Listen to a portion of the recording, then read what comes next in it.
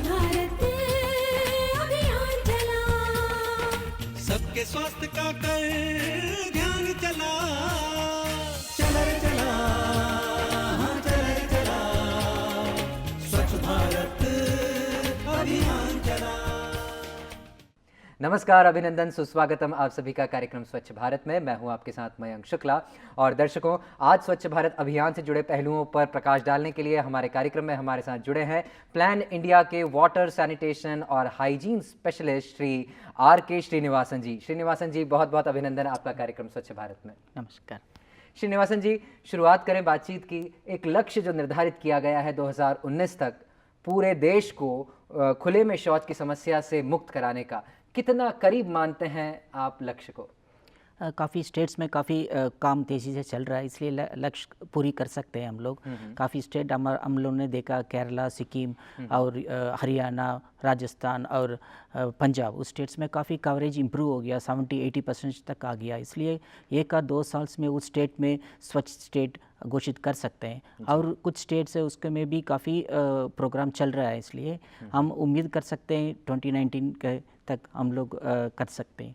बिल्कुल। श्रीनिवासन जी, स्वच्छता की बात हो रही है, स्वच्छ भारत बनाने की बात हो रही है, और कहा जाता है जो बच्चे होते हैं, छोटे बच्चे होते हैं, वो देश का भविष्य होते हैं। देश का भविष्य उन्हीं के हाथों में होता है।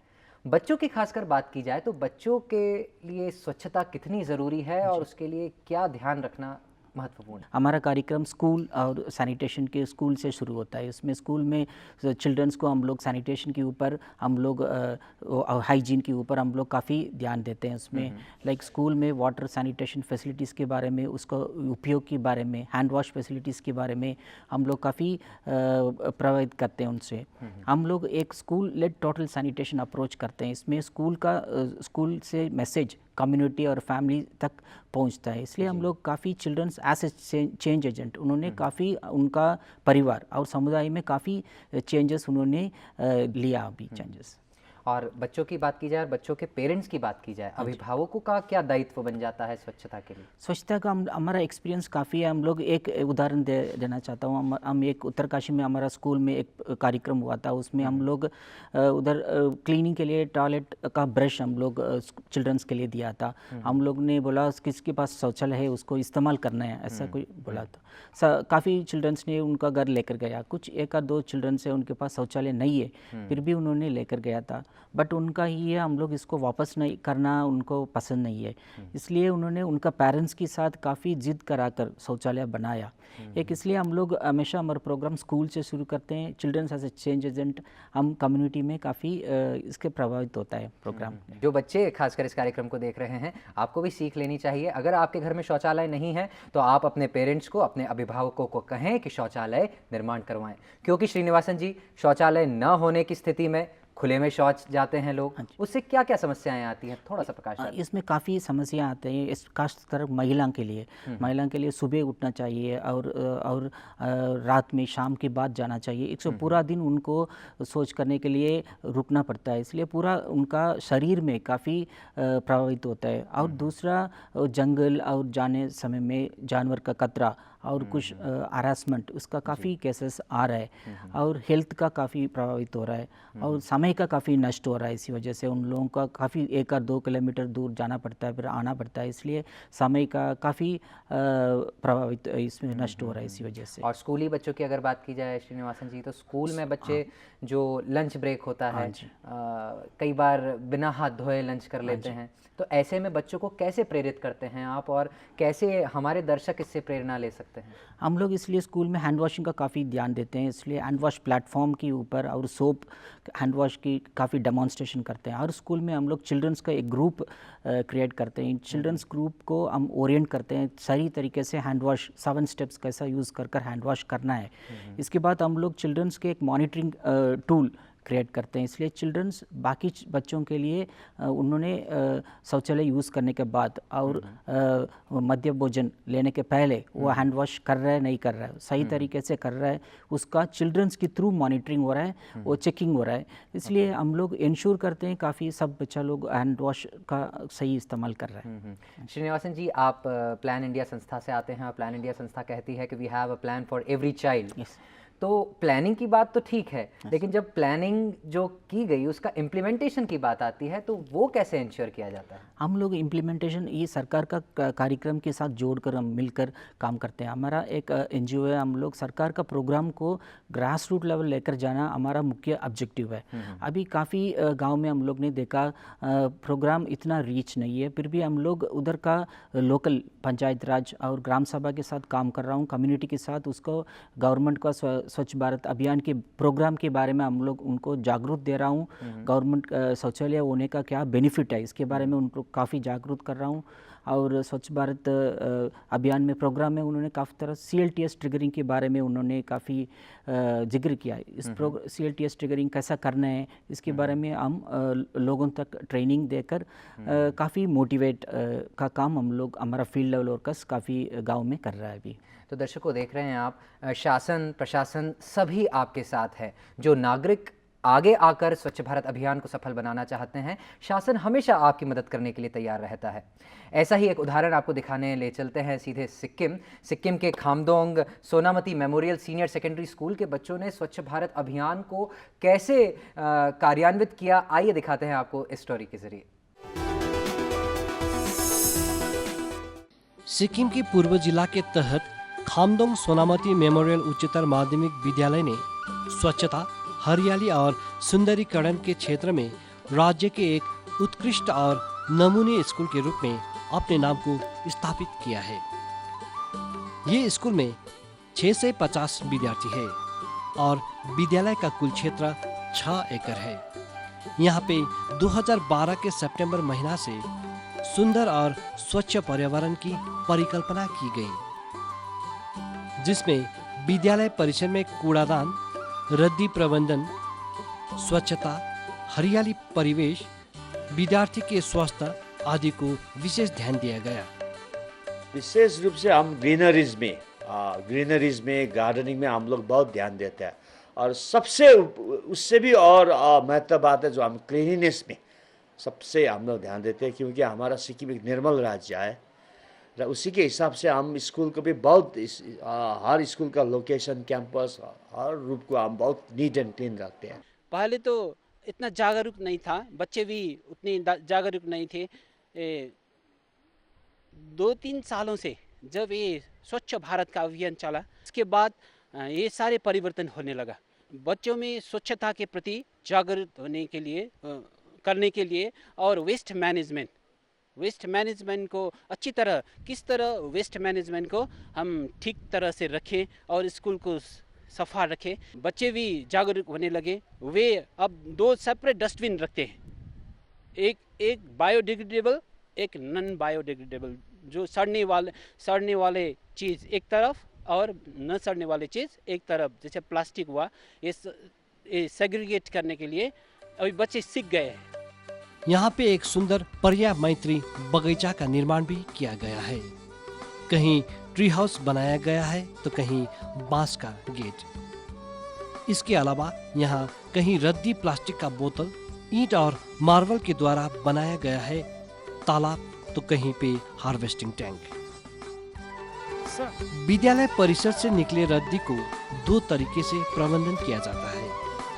सड़ने वाले रद्दी को एकत्रित करके जैविक खाद बनाया जाता है, तो ना सड़ने वाले रद्दी को कलात्मक ढंग में प्रयोग करते हुए विभिन्न सजावट की सामग्री बना के कक्षा को सजाया गया है।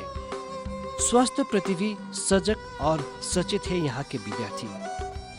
बिना पंजे और बिना मास्क मैल नहीं उठाते हैं विद्यार्थी।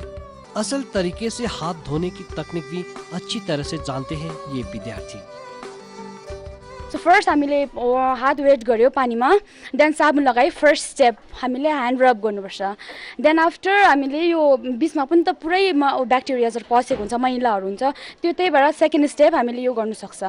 देन यहाँ फिङ्गर्स, मेन इम्पोर्टेन्ट हाम्रो फिङ्गर्स नै हुन्छ। सो फिङ्गर्समा यसो गरेर 10 औँलामा हामीले गर्नुपर्छ। देन फिफ्थ, यहाँ हातको जति अगाडिको यो पाम्सको मैला हुन्छ त्योहरू पनि कोट्याउनुपर्छ।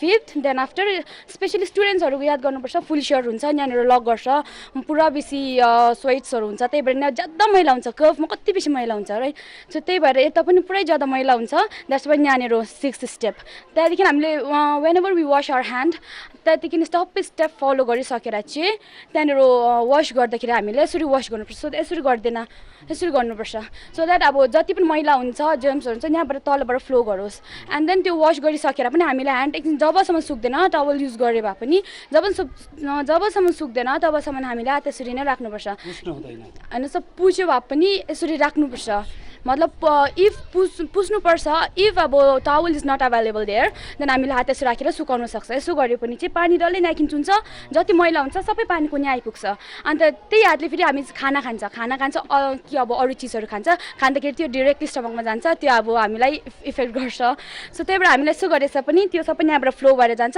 हाम्रो यहाँ माथि हात सफै रहन्छ and it will be good for our health and as there is well known proverb that health is wealth so we must care about our health so त्यसको लागि चाहिँ we must follow this step of hand wash. रद्दी संग्रह करने के लिए रद्दी प्रबंधन भंडार भी स्थापित है यहाँ और साथ ही इको क्लब की भी स्थापना की गई है।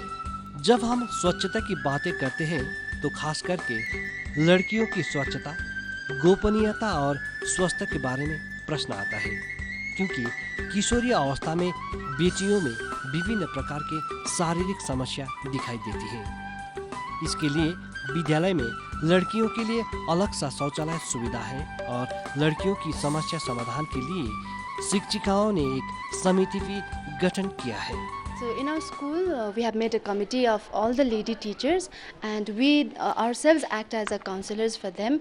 So if the girl students comes with a problem like that, we have a machine, a sanitary machine, and there is a disposal machine also. We help with that, and if they have a problem like that, if they are mentally sick, for that, because some girls are very scared during this adolescence period, and we counsel them not to be afraid of, and we also do the health camps usually very often in our schools, like NGOs or small NGOs they come, and we also have a health department counseling programs very often. Sonamati memorial उच्च माध्यमिक विद्यालय के इन्हीं पहलों को मद्देनजर रखते हुए विश्व पर्यावरण दिवस के अवसर में इस विद्यालय को राज्य स्तरीय ग्रीन स्कूल अवार्ड के साथ chief minister green school rolling trophy और नगद 5 लाख रुपया प्रदान किया गया है।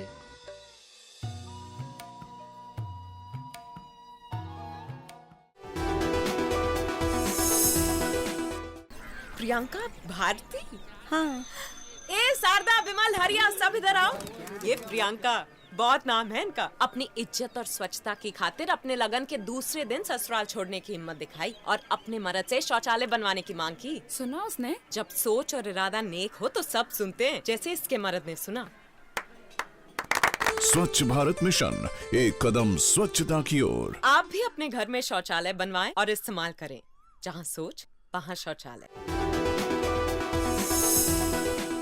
श्रीनिवासन जी, बच्चों की बात हो रही है तो हैंड वॉशिंग की बात की जाए तो बहुत एक अहम रोल निभाता है हैंड वॉशिंग। हैंड वॉशिंग का सही तरीका क्या होता है? हैंड वॉशिंग का हम लोग एक 7 स्टेप्स कहते हैं। इसमें पहले हर स्कूल में हम लोग हैंड वॉशिंग का स्टेप्स, उनका वॉल पेंटिंग में हम लोग पहले टॉयलेट के साथ हैंड वॉश प्लेटफॉर्म के साथ हम लोग पूरा डेमोन्स्ट्रेट करते हैं। इसमें पहले उसको पहले 7 स्टेप्स में पहले हाथ पानी से गीला करना है, इसके बाद साबुन से धोना, इसके बाद ऐसे रगड़ना, इसका अंदर से पीछे से और उंगलियों से और बीच का, और तो पूरा एक बार पानी से साफ़ करना है। 7 स्टेप्स होता है इसमें। हम लोग इसमें 1 और 2 कुछ ऐसा होता है, कुछ लोग कपड़ा यूज़ करते हैं, इसी वजह से भी कंटामिनेशन का चांसेस है। इसलिए हम लोग हाथ धोने के बाद हम ऐसे ऐसे हवा में करने में पानी ड्राई होता है, इसलिए एक सही तरीका है। इसी वजह से हम लोग काफ़ी रिसर्चेस हुआ पूरा दुनिया में 40% ऑफ रेस्पिरेटरी डिसीज़ इसी वजह से कम हो रहा है। डायरिया का काफ़ी रिडक्शन हो रहा है सिर्फ हैंड वॉश की वजह से।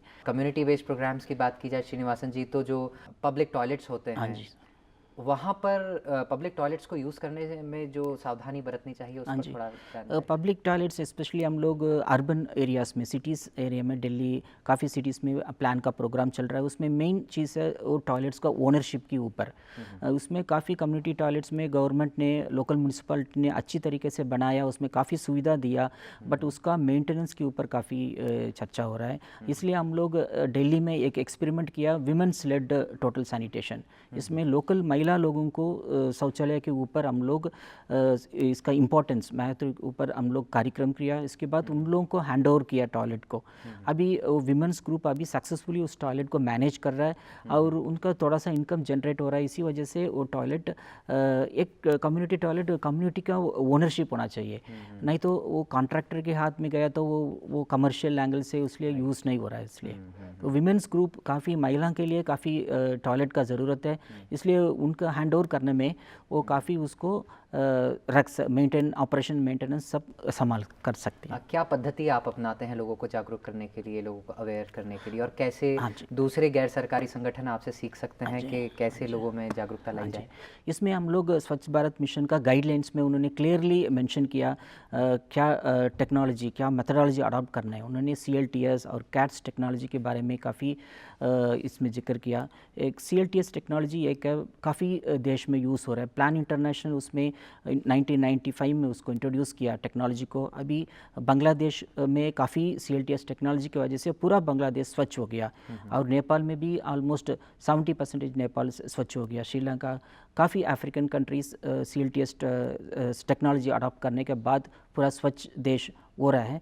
इसलिए अभी इस बार स्वच्छ भारत मिशन में उन लोग उस टेक्नोलॉजी का जिक्र किया, इसलिए हम लोग पूरा गवर्नमेंट इंजीनियर को CLTS ट्रिगरिंग के ऊपर हम लोग ट्रेनिंग देते हैं, और विलेज लेवल मोटिवेटर को भी CLTS टेक्नोलॉजी कैसा यूज़ करना है इसके बारे में हम लोग ट्रेनिंग करते हैं। एक अच्छा टेक्नोलॉजी है, इसी वजह से आप पूरा कम्युनिटी को एक साथ एक ही दिन में ट्रिगर कर सकते हैं, ताकि वो अपना टॉयलेट अब खुद ही बनाएगा, सरकार के मदद से भी वो टॉयलेट बना सकता है। वाकई दर्शकों, ये भावना जागृत होना बहुत ज़रूरी है, और ये प्रश्न आपको भी अपने आप से पूछना चाहिए कि क्या ये मेरा शहर नहीं है, क्या ये मेरी कॉलोनी नहीं है, क्या ये मेरा गांव नहीं है, क्या ये मेरा क्षेत्र नहीं है।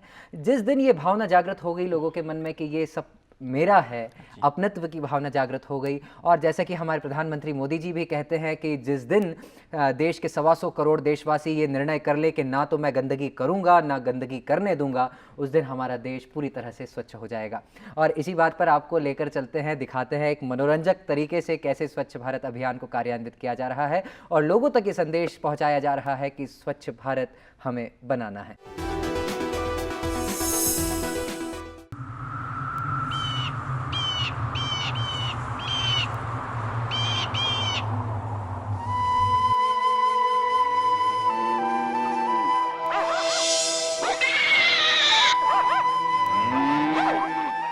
सुनो एंड्रूस, पिछले साल तक तुम हमारे स्कूल के स्पोर्ट्स चैंपियन थे, हमें तुम पर गर्व था, लेकिन इस साल तुम एक भी स्पोर्ट्स इवेंट नहीं जीत पाए। आखिर बात क्या है?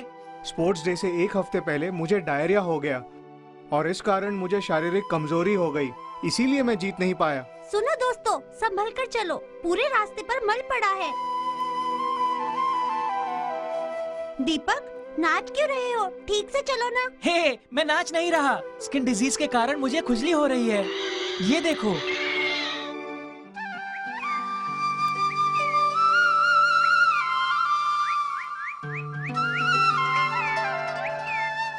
सुनो, तुम भारापुर के विद्यार्थी बीमारी के कारण एब्सेंट रहते हो, इसलिए परीक्षा में नंबर भी बहुत खराब आए, और हाल ही में खेलकूद में भी प्रदर्शन सचमुच बहुत खराब रहा।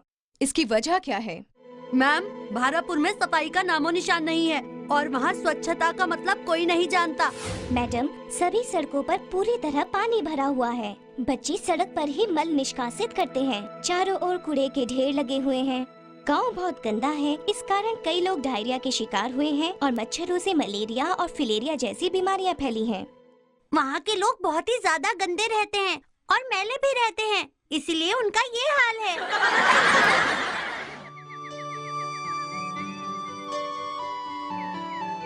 आज क्लास में जो बातें हुई वो हमारे लिए बड़ी शर्म की बात है। हाँ आरती, और इसकी वजह है हमारे गांव की गंदगी।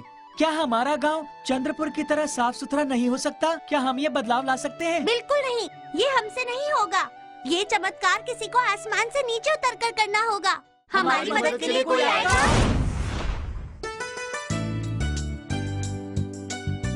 हे दोस्तों, घबराओ मत। मैं हूँ वॉश, तुम्हारा दोस्त। मैं तुम्हारी इच्छा के मुताबिक आया हूँ, तुम्हारे गांव को स्वच्छ बनाकर सब गांव वालों की जिंदगी में खुशहाली लाने के लिए। क्या हमारे गांव की हालत सुधर सकती है? क्या खुशहाली होगी हमारे गांव में? हाँ, अगर तुम लोग मेरा साथ दो तो क्या दोगे? हाँ, हम आपका साथ जरूर देंगे। अरे क्या हुआ? इसे सांप ने डस लिया जब ये मल निष्कासित कर रहा था। इसकी जान बचाने के लिए हम इसे अस्पताल ले जा रहे हैं। देखो दोस्तों, सड़क किनारे मल निष्कासित करने से दुर्घटना का खतरा रहता है। खुली जगहों पर कई जानवर आप पर हमला भी कर सकते हैं, जैसे सुअर, सांप या कुत्ते, जिससे कोई घायल हो सकता है या उसकी मौत हो सकती है। अगर मच्छर काट लें तो मलेरिया, फिलेरिया या चिकनगुनिया जैसे बुखार आपकी सेहत आसानी से बिगाड़ सकते हैं। आपने हमारी आंखें खोल दी, आपका शुक्रिया। हम मल निष्कासन के लिए शौचालय जाएंगे और दूसरों को भी ऐसा करने के लिए कहेंगे। फिर मिलेंगे। मिस्टर वॉश, मैं तो शौचालय ही जाता हूँ, फिर भी मुझे डायरिया हुआ, ऐसा क्यों? सवाल सोचने लायक है। खुली जगहों पर मल निष्कासित करने का असर दूसरों पर भी पड़ सकता है, तो पूरी सुरक्षा के लिए गांव के सभी लोगों को स्वच्छता का पालन करना चाहिए।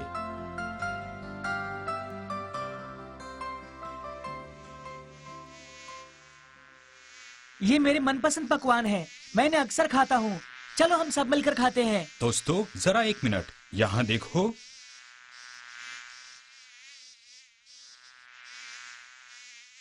ये मक्खियां मल से कीटाणुओं को मिठाई तक जल्दी ही पहुंचा देती हैं।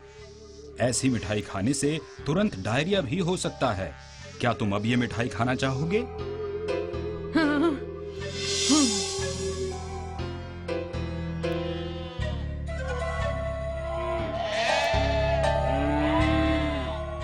दोस्तों वो देखो, घरों से, हैंडपंप से और खुले नलकों से इकट्ठा हुआ पानी मच्छरों को प्रजनन करने में बहुत मदद करता है, और इसी वजह से इस गांव के कई लोगों को मलेरिया, डेंगू और चिकनगुनिया हो गया है। अच्छा, तो इस पानी का क्या करें? अपने घर ले जाएं क्या? अच्छा सवाल है। सुनिए, आप लोग इस पानी का इस्तेमाल अपने किचन गार्डन में कीजिए। घर के लिए सब्जियां घर में ही उगाइए, वो भी बिल्कुल मुफ्त।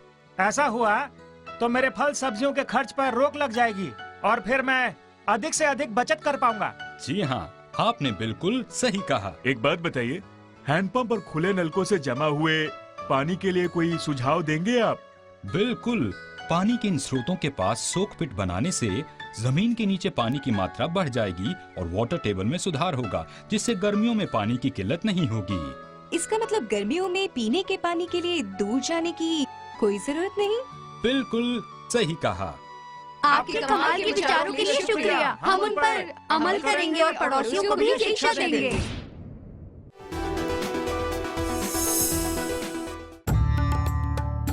आधा मिनट आपके चाहने वालों के साथ आपको दिन भर की खुशी देता है। आधा मिनट आपके पसंदीदा गाने का आपको पूरे हफ्ते की ऊर्जा देता है। आधा मिनट क्रिकेट के मैदान पर आपकी पसंदीदा टीम को चैंपियन बना सकता है। और आधा मिनट खाने से पहले साबुन से हाथ धोना आपकी और आपके चाहने वालों की जान बचा सकता है, क्योंकि साबुन से हाथ धोने से डायरिया से बचाव होता है। हम साथ मिलकर डायरिया पर विजय पा सकते हैं, ये हमारे हाथ में है। स्वच्छ भारत मिशन, एक कदम स्वच्छता की ओर। रश्मि, मुन्नू का मल है भाभी, फेंक रही हूँ। इसमें क्या बड़ी बात है? बच्चों के मल में कोई कीटाणु नहीं अम्मा, होते। डॉक्टर ने कहा है कि मुन्ने की उल्टियाँ और दस्त खुले में शौच के होने से फैलती हैं। बच्चे की मल हमेशा शौचालय में ही डालें। अगर शौचालय ना बना हो तो गड्ढे में डालकर मिट्टी डाल दें। ये बड़ी बात है। स्वच्छ भारत मिशन, एक कदम स्वच्छता की ओर।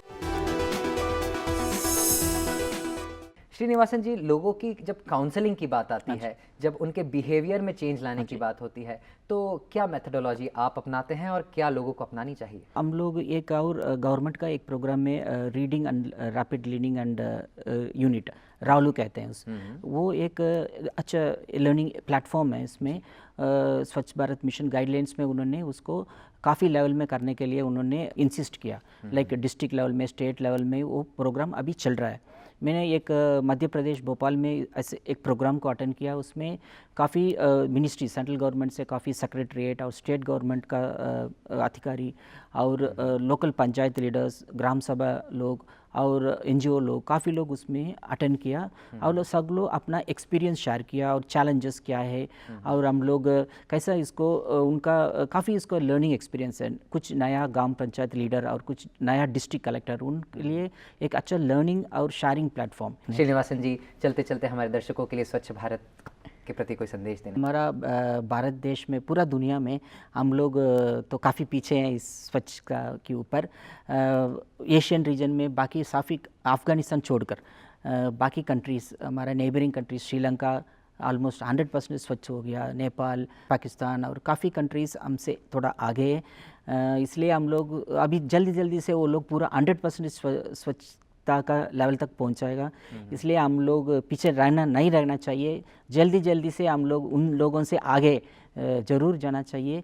हम लोग देश का काफ़ी, भारत देश का लोगों की काफ़ी ताकत है, उन लोग ने निश्चित किया तो ज़रूर उस मंजिल तक जल्दी से पहुंचाएगा। श्रीनिवासन जी, आपने इतनी सारी बातें हमसे की, साझा की, बहुत बहुत धन्यवाद आपका। धन्यवाद। तो दर्शकों, इसी के साथ अगर आपके मन में भी कोई सवाल हैं या कोई परामर्श आप हम तक पहुंचाना चाहते हैं, कोई बातें हमसे साझा करना चाहते हैं, तो आप हमें ज़रूर लिख भेजिए। हमारा पता है स्वच्छ भारत, कमरा नंबर 625, दूरदर्शन केंद्र, दूरदर्शन भवन फेज़ 2, मंडी हाउस, कॉपरनिकस मार्ग, नई दिल्ली 110001। और अगर आप ईमेल के ज़रिए अपनी बात हम तक पहुंचाना चाहते हैं तो हमारा ईमेल आईडी है sb@ddkdelhi.org.in। और अगर आप चाहते हैं हमारे एपिसोड्स को पुनः देखना या दिखाना, तो आप दूरदर्शन नेशनल के यूट्यूब लिंक के ज़रिए इन एपिसोड्स को फिर से देख सकते हैं। फिलहाल इस अंक में मयंक को दीजिए इजाज़त। नमस्कार।